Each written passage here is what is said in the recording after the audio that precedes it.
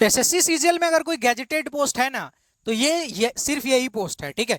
Gazetted post की अगर बात की जाए तो दो पोस्ट आती है एसएससी सीजीएल में, एक होता है असिस्टेंट अकाउंट ऑफिसर, एक होता है असिस्टेंट ऑडिट ऑफिसर। और ये सबसे ज्यादा सैलरी वाली एसएससी सीजीएल की सबसे बड़ी जॉब में से एक है, सबसे पावरफुल जॉब है, इस बात में कोई दुराव ही नहीं है, ठीक है।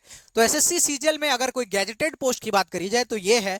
यहां तक आप कैसे पहुंचेंगे, अचीवमेंट कैसे करेंगे, जॉब प्रोफाइल क्या होगी, वर्क सारी चीजें, प्रमोशनल एस्पेक्ट, सैलरी कितनी होगी, इस वीडियो में ना इस पोस्ट के बारे में जान लेंगे पूरा, ठीक है। कई लोग के दिमाग में इसके बारे में मिथ है कि हम इससे करोड़ों रुपए अर्न कर सकते हैं, क्या वो सच है या झूठ है, इस चीज का भी हम डिस्कशन कर लेंगे, ठीक है।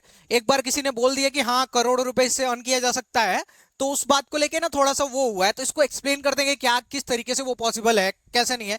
इस चीज में, इस वीडियो में सारी चीजें देख ली जाएंगी, ठीक है। तो वीडियो स्टार्ट करते हैं, ठीक है।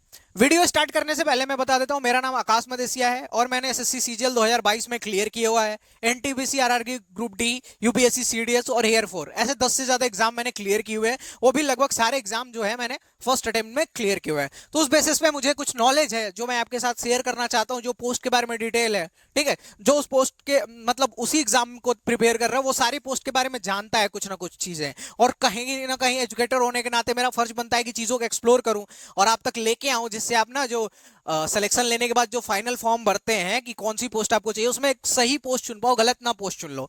तो वीडियो होने वाली है how to become assistant audit officer या असिस्टेंट अकाउंट ऑफिसर, कैसे बनोगे, बनाना तो है, कैसे बनोगे, क्या प्रिपरेशन करनी है, क्या सिलेबस है, वो सारी चीजें देखेंगे। चलिए तो आगे चलते हैं।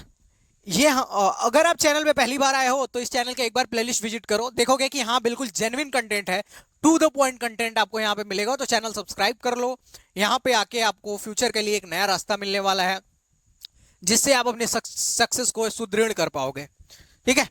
तो आप मैथ जीएस बाय ए के साथ जुड़ जाइए और चैनल को सब्सक्राइब करके टेलीग्राम ज्वाइन कर लीजिए।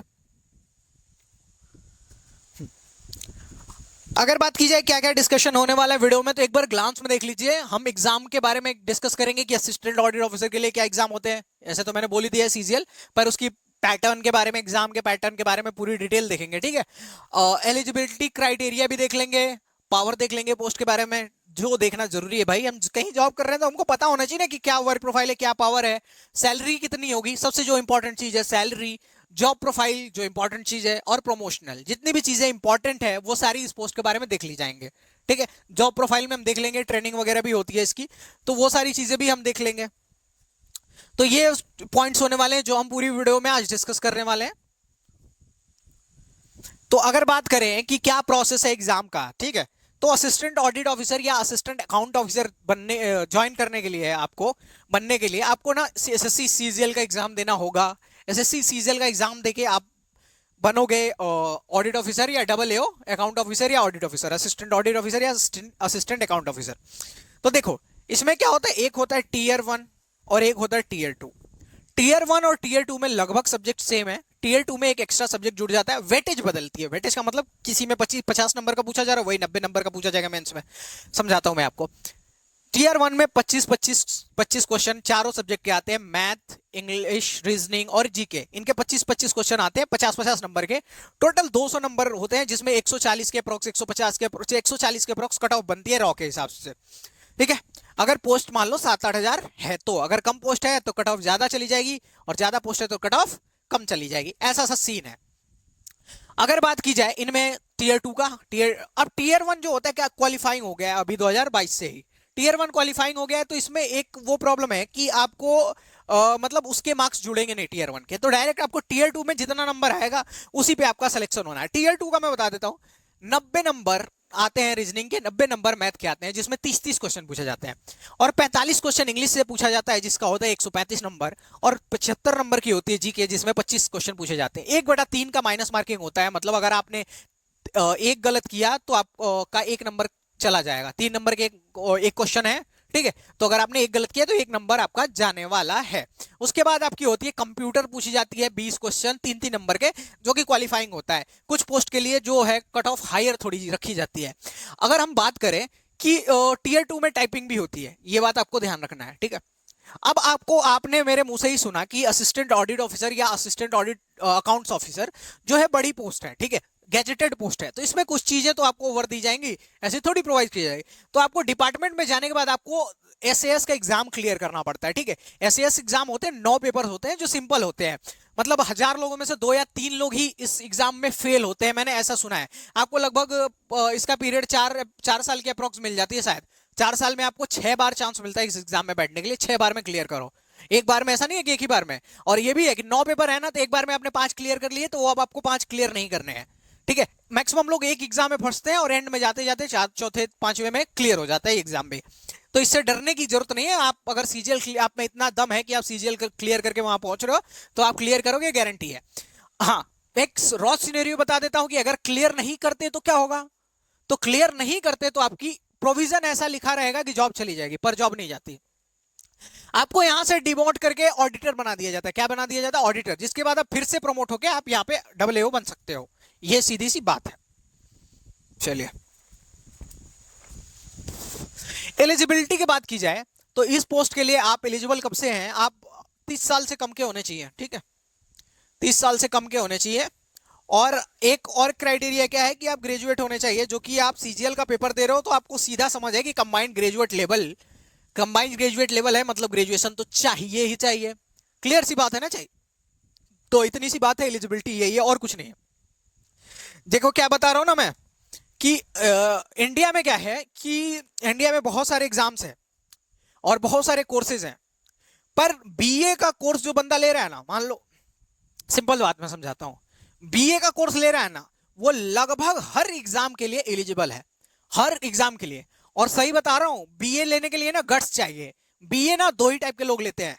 2 टाइप के कौन लोग? एक लोग जिनको जिंदगी में ना बहुत बड़ा करना होता है, जैसे मान लो कि एसएससी सीजीएल निकाल के इंस्पेक्टर बनना है या यूपीएससी निकाल के आईएएस बनना है।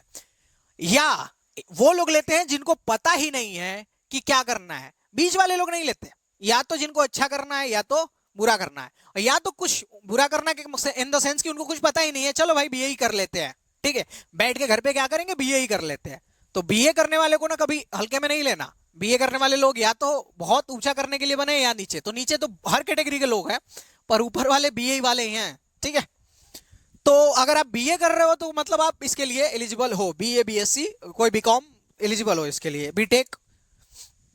अगर बात कीजिए पावर की, इस पोस्ट में कितनी पावर है एक्चुअल में? पावर सुनो बताता हूं पावर क्या है।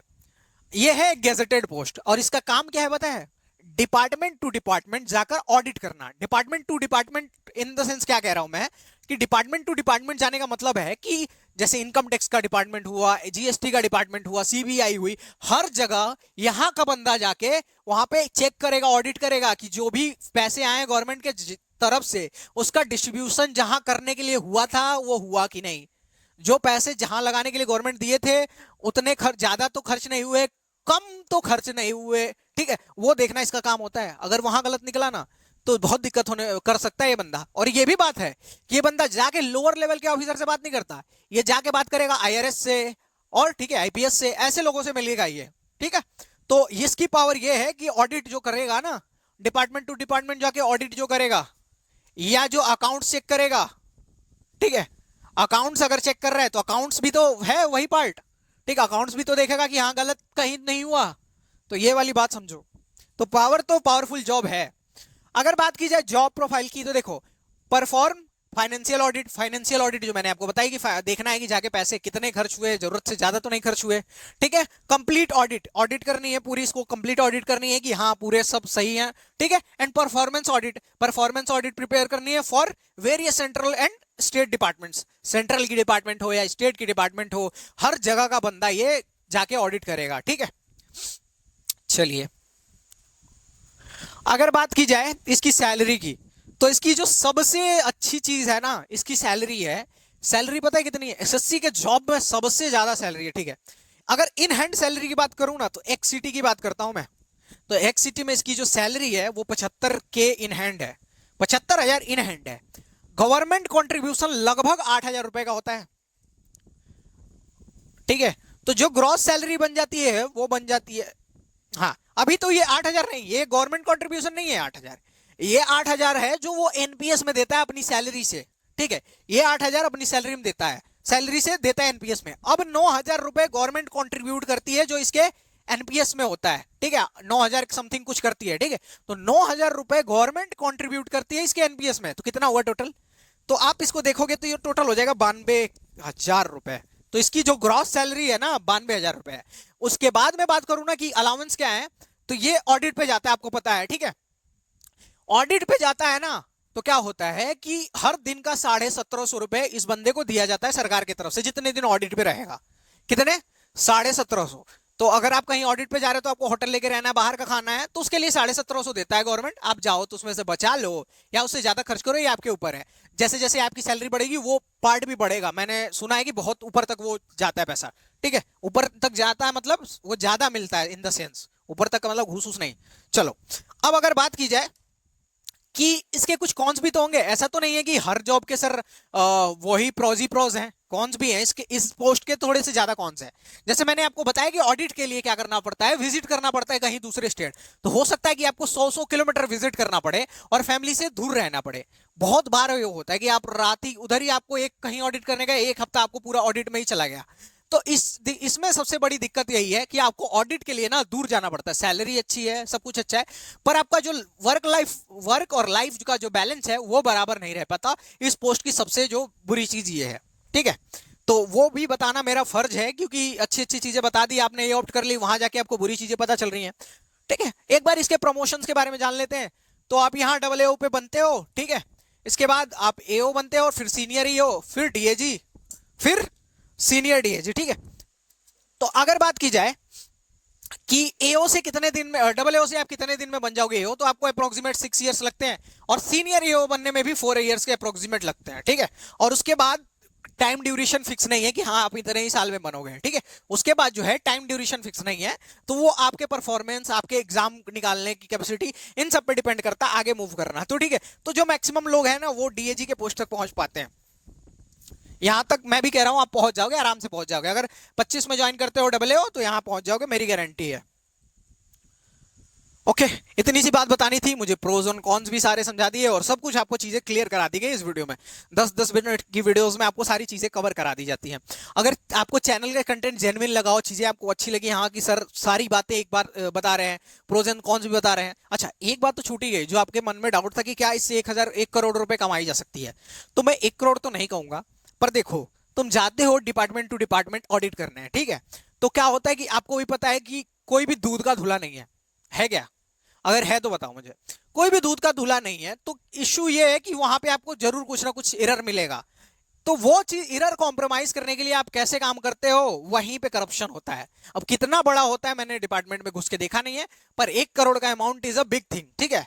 तो उतना मैं नहीं कर सकता, पर हाँ कुछ तो करते ही होंगे, तो कुछ तो करते होंगे। मैंने देखा नहीं है, सुना नहीं है, सुना है बस ये वाली बातें कि हाँ ऐसा कुछ चलता है, ठीक है। तो एक ये सब बातें अपने दिमाग से निकाल दो, आप जाओ ईमानदारी से काम करो। सैलरी बहुत अच्छी है, 1 लाख रुपए आपको सैलरी मिल रही है, ठीक है।